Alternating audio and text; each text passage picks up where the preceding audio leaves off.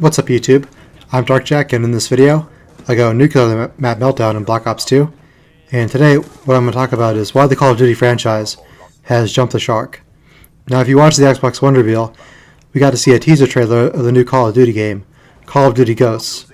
And so this is going to be the fourth game in the Infinity Ward series, and rather than calling it Modern Warfare 4, which is what it is, they're instead calling it Call of Duty Ghosts. And we saw lots of neat gimmicks in the trailer. We saw the advanced fish AI, so a fish will swim out of the way when you get close. We saw a dog companion. You're going to have a dog companion that follows you around that you're going to care about, and hopefully they don't kill him at the end. We got to see that the enemies will now have dirt under their fingernails, so that's really important when you're in a gunfight, to be able to tell whether or not the enemies have dirt underneath their fingernails. And we got to see the realistic smoke effects. And the presentation, to me, really sounded desperate. It sounds like they're grasping at straws, and they're trying to make the Call of Duty series relevant again. Even though it is an established franchise and it's going to sell very well, because it is Call of Duty after all. It sounds like they're making their focus and attention on gimmicks, things that are brand new, rather than improving what is already good about the game. And what I want to know is, why do they choose to show these things off rather than multiplayer info? Why don't they talk about the perks, the guns, the attachments, whether or not death streaks are returning, whether or not it has dedicated servers, and whether they fix the host migration problem, so that if the host dashboards, the game still migrates.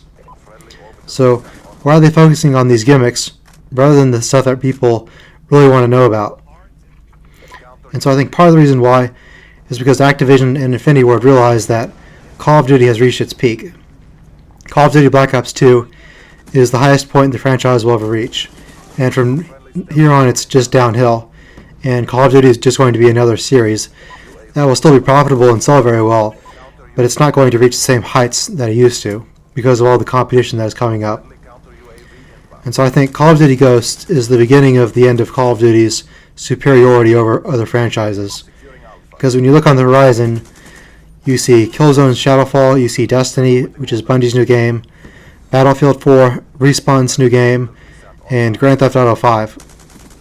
All those games are coming out either this fall or in the spring, and they are going to directly compete with Call of Duty Ghosts. And Infinity Ward games have tended to be weaker than Treyarch games, because Treyarch games have zombies, whereas Infinity Ward games do not. And undoubtedly, there are going to be many more games gunning for that top spot that have not been announced yet. Because whenever there is a new console generation, there are always going to be new IPs, new intellectual properties, and new franchises. Because no franchise stays on top forever. Every franchise at some point is going to relinquish its throne, and another game is going to step up and take its place. Because no game can stand top forever. And eventually, every intellectual property is going to jump the shark at some point. So as a result, the developers or the producers have to resort to gimmicks in order to keep people's attention, like the Call of Duty dog. And every franchise that is fading at some point is going to have its shark jumping moment. And I think at the Call of Duty reveal at the Xbox One conference, we saw history in the making. We saw with our own eyes Call of Duty jumping the shark. History has been made.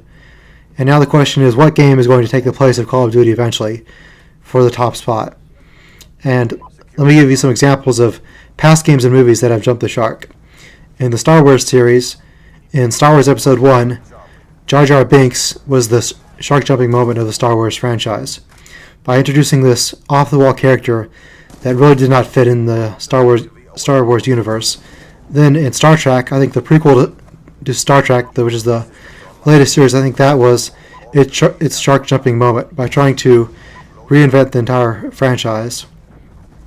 And at one point, the Halo series was at the top spot for competitive gaming, but I think the shark jumping moment for the Halo series was Halo Reach, when they tried to make the game like Shadowrun by adding things like armor lock, removing the BR, and replacing with the inconsistent DMR and the jetpack. I think the jetpack was the Halo franchise's defining shark jumping moment.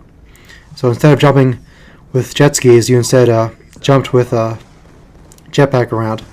That was the shark jumping moment. And then the Mario franchise used to be on top as well, but Nintendo's prominence has faded, and I think the Wii U was Nintendo's shark jumping moment. And World of Warcraft as well has been losing subscribers because there are so many free-to-play games out there. World of Warcraft I don't think can compete anymore. And so being able to play as a panda was World of Warcraft's shark jumping moment when they released Mist of Pandaria. But Call of Duty Ghosts is still going to sell well because it is Call of Duty. But because of the next-gen competition, it's never going to regain its prominence that it once had.